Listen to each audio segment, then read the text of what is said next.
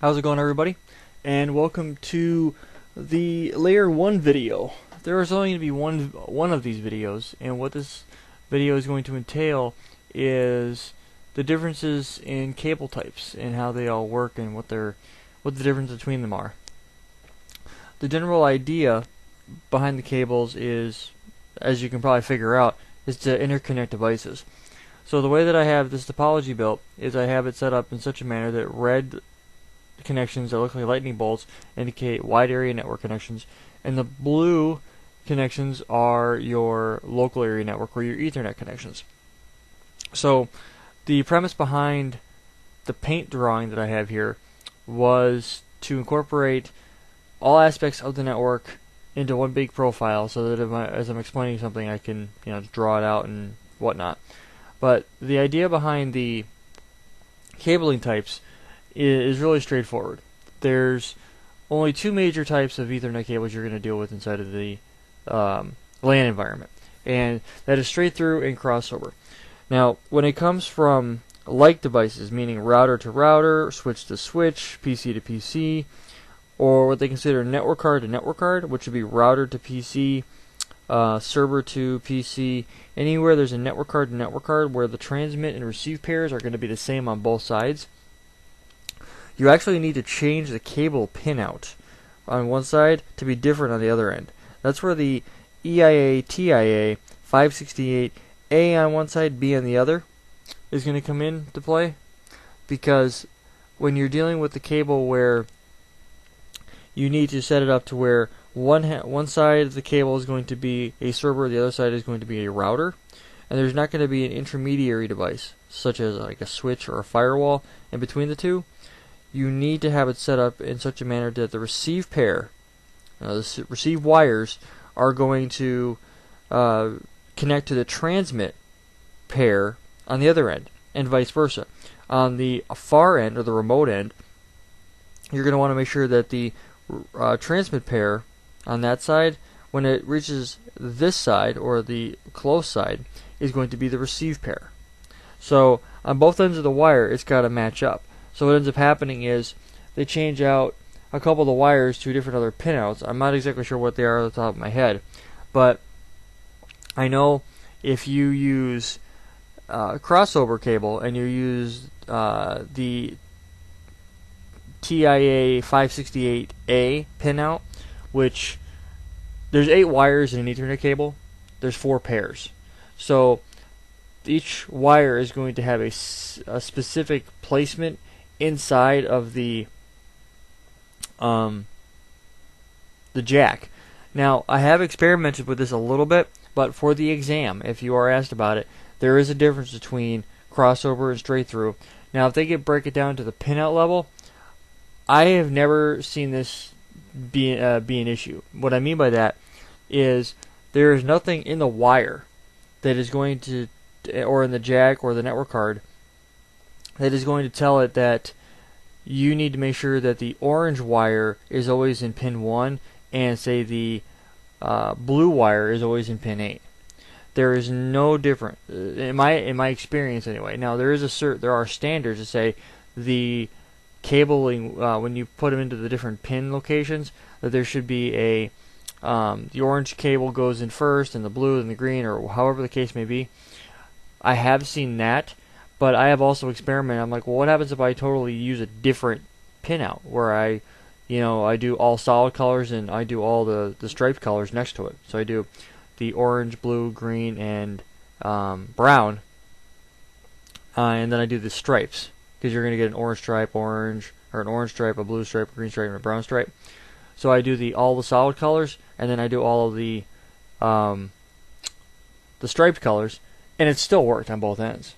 It still tested fine. I was still able to transmit. However, the drawback to doing that is when you go out what they call outside of standard, you run the risk of Ethernet not being able to send or receive at wire rate. So if your Ethernet cable is capable of sending at, say, 100 megabits per second, if you go outside of standard, that standard has been put in place because that is what is known good configuration for achieving 100 megabits per second. When you go outside of standard, you are running the risk that you will not be able to get 100 megabits throughput. You might only get 10 or 56K. I doubt it'll go that low, but that is a risk you run. So that's why I wanted to cover that when you're dealing with straight through, T568B on both sides or A on both sides, either way will work, because it's going to be A and B. If it's B on one side and A on the other, it's going to be a crossover. Or if it's, however you want to look at it, whichever end of the cable you're holding in your hand. Typically, and I'm not saying all the time, but in my home lab, I went out and I made a bunch of cables to connect all of my devices together. And I looked through and I found some cables that I had pulled out of a client's network that he was no longer using. It's a yellow cable. It's the same colored wires inside, but it was a yellow plastic shielding. And on the boot, and the boot is just the. Let's see if I can find a picture for you. Okay, so I went out to Bing, and I'm a Bing fan, but I use Chrome as my browser. Right here, this thing right here, where my mouse is hovering over, this is what they call a boot. A boot allows you to, you got the Ethernet cable, because like right here, what this guy will do is, actually let me click on it. What will end up happening is you have the wire comes in here. This boot slides up over the wire. Okay, so there's a big opening here on the other end. So this guy slides up the wire, and you see the wires in here. So the wires, you would slide them inside here, and so they're gonna bump. They're like right here is where they connect up to, because that's actually where the hole is drilled through to, and then inside of these little dividing spaces is where the actual copper connection punches into it. But this boot right here is separate from this. They can be all in one. I have seen that too, where they can almost melt it into the melted together. But the idea behind it is this boot slides on over the wire, and then you put the jack on, this is the RJ45, and the RJ45 is the 8-pin Ethernet connection. This is a standard connection. If you type in RJ45, this is what you're going to get. So what ends up happening is the boot, what this does is there's snagless boots, and what the snagless boot is this thing right here, where it covers over. I've also seen the flap, where it's more like this, or it's just this is the boot. As you can see, they've kind of filled it in here. They've like melted it into where it comes in. If you notice, here's the wire coming up, and this is where it terminates right here at the end.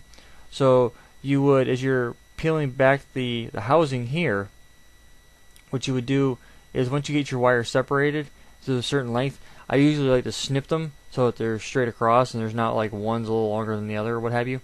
And then all I do is I slide it into the boot. And if you notice right here, there's a little bit of an incline. It kind of curves down just a little bit right there. So the wire slides in here. This thing right here, where my mouse is covering, that actually is where the actual white or the blue plastic shielding will stop, and the wires will be able to push up inside. And there's 8 little holes that are drilled in here. Then you see the little copper contacts right here. So once you get your cable pushed into here, and you have where the copper contact is, or at least the wire itself pushes up to here, you may not be able to feel it, but you'll be able to see it when you actually cable it. What you'll end up doing at that point is you'll put this guy, the actual clear plastic jack, you put that inside what they call a crimping tool, and the crimping tool it's designed to crimp this down. So there's going to be 8 little teeth that come out, and each one of those teeth is going to hit a corresponding copper point here. And what's going to happen at that point is when you crimp it down, you should hear a clicking noise, and some are ratchet driven to where it's like when you'll hear a click, click, click, click, click, and you hear chink or something to that effect. What that'll allow you to do is guarantee that these contacts have actually pushed inside of the actual wires that are in here. But what ends up happening is the boot will then, you'd slide that up to right behind the RJ45 jack, because this is where it goes to. But what they've done is they've melted all that inside of here. This is a professionally made jack. But what this hood does is it covers over a little tab that when you click the Ethernet jack inside of the Ethernet or the switch port or the network card or whatever it is you're clicking into, that's what's going to cover that over. Now, if you need to run cable or you need to move it anywhere or pull it, what's going to happen is if this flap isn't there, this tab right here can potentially get pulled and get bent backwards.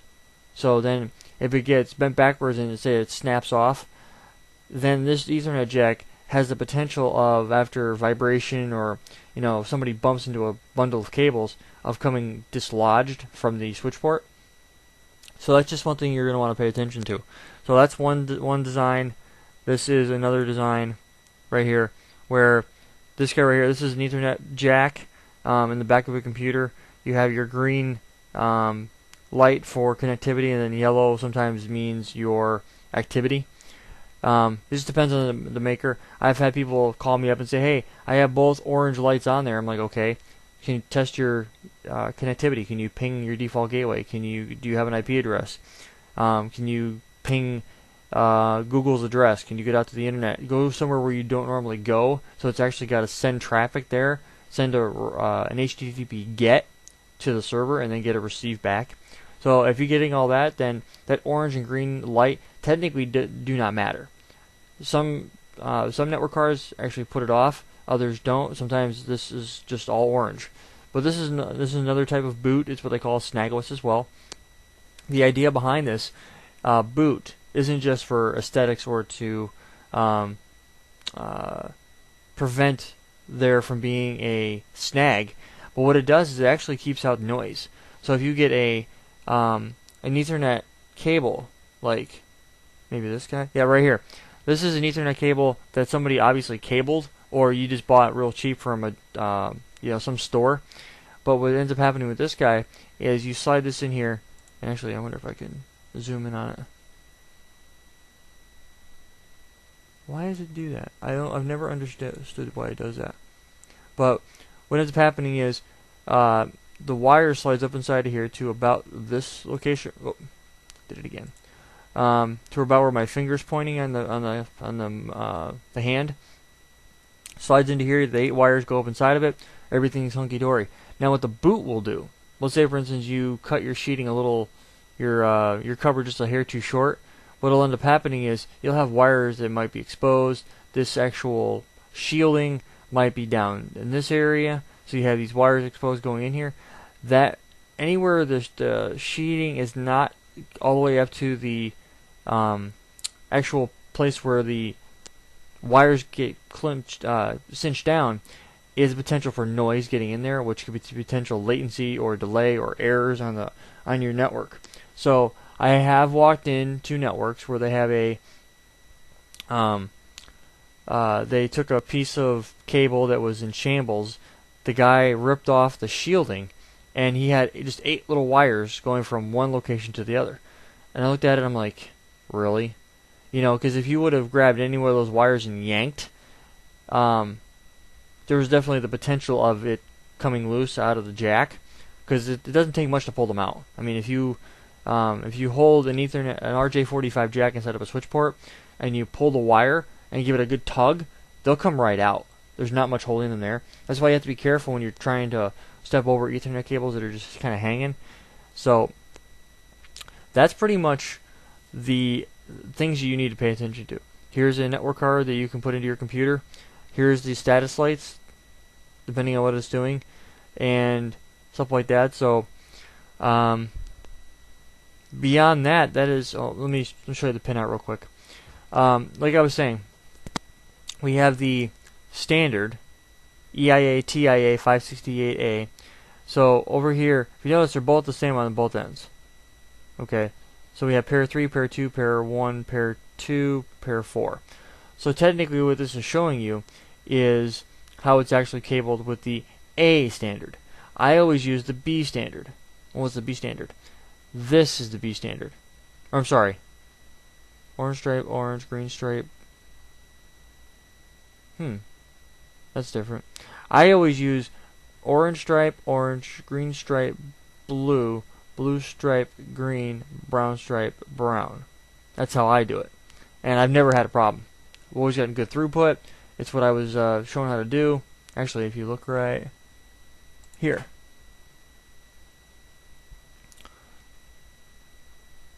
you'll see the cabling. Orange stripe, orange, green stripe, blue, blue stripe, green, brown stripe, brown. This is the cabling that I usually use and how it all works out. I've never had an issue with cabling when I do it this way. It always works. Now, the difference between this and the crossover, actually, let's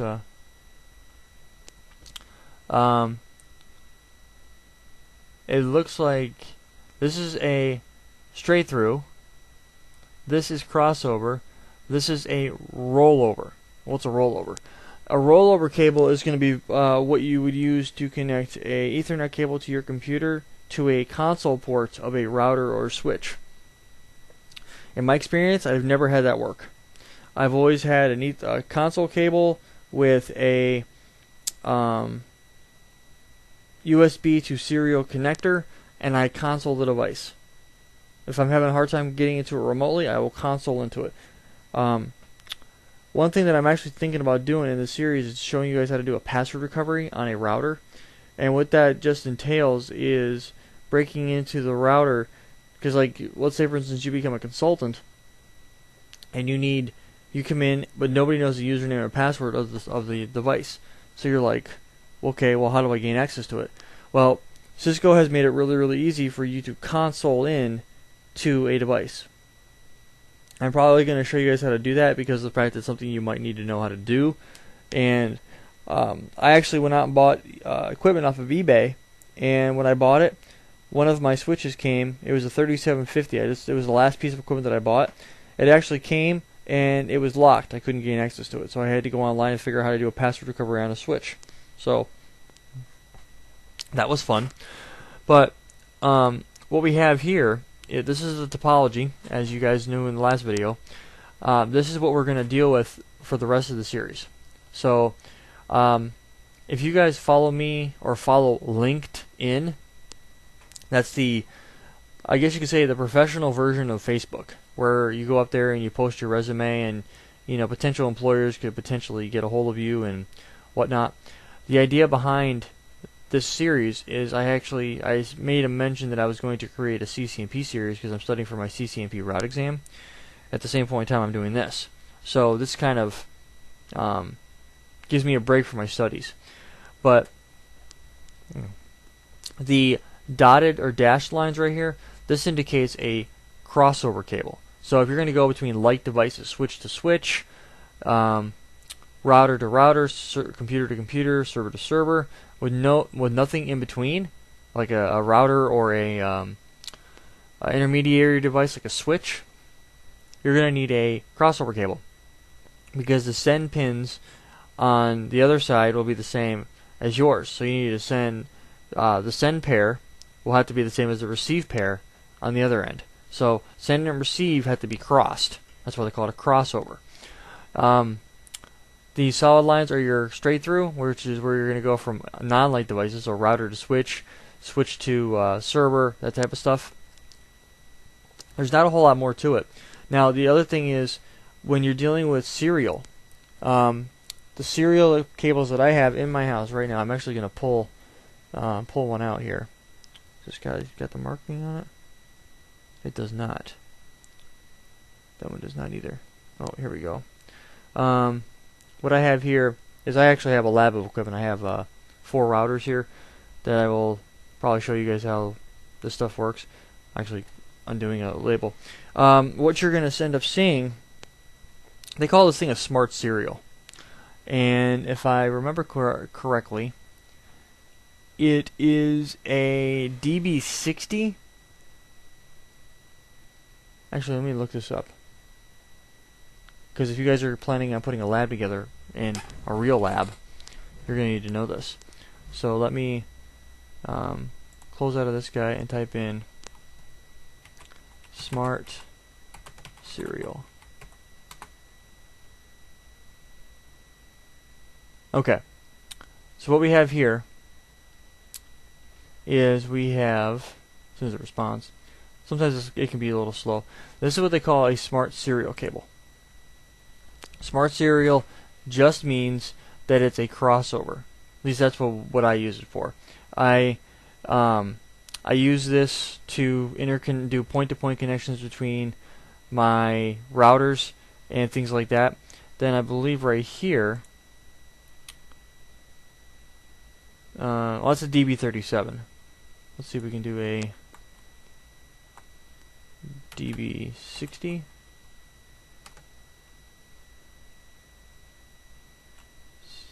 Serial.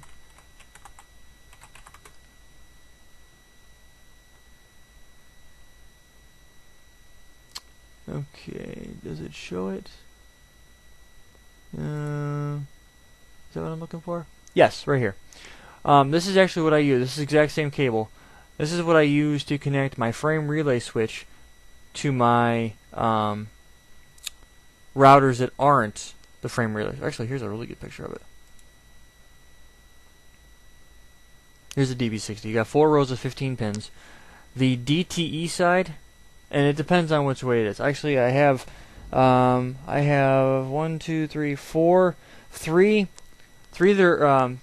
One that is like this, to where the DTE side actually connects to the frame switch. The DCE end is connected to the end user, or the spoke of the network, if you will. But DTE is data terminal equipment. DCE is data clocking equipment. All this basically means is the DCE side is always going to be your service provider. So if your clocking is not set on a serial link, it's not going to come up, because it needs to know how fast to send. So this is what they consider a DB60 to a smart serial. Smart serial. There's nothing in it that's like makes it really smart, but what you're able to do is you're able to actually do crossover. So you'd have two ends that look like this, which was in that crossover cable I just showed you a couple minutes ago. That right there is what this is going to be. This is my point-to-point connections between all of my devices that I don't want to run frame relay over. If I'm running frame relay, I have this guy and this guy. So this guy right here connects to my 3640 frame relay switch. This guy connects to the 2600s that are acting as my end users. So I've already got all that type of stuff set up. So for me, it'll just be a matter of going through and applying it. But that's really all you really need to know about cabling. There's not a whole lot left to it. There is a feature in some newer switches. They call it MDIX, or Auto MDIX. What all that does is Auto MDIX, DIX. What it does is it automatically detects whether it is a straight through or a crossover cable, and then what it will do is, in the software, it'll change over the cabling pinout of whatever it's receiving in. So if it detects a straight through, it'll go straight through. If it does a crossover, it'll do crossover. And you're like, okay, how will it detect one over the other? Well, if it detects, if you're connecting one switch to another, and the switch receives a BPDU in, it'll know it's a switch, and then it needs to do a crossover. Even if you put a straight through cable in, it'll still run on straight through, but it will logically, or in the software, change it over to a crossover. So that's just one of the options you have to play with. So beyond that, not a whole lot else you need to worry about. I hope this has been informative for you, and I'd like to thank you for viewing.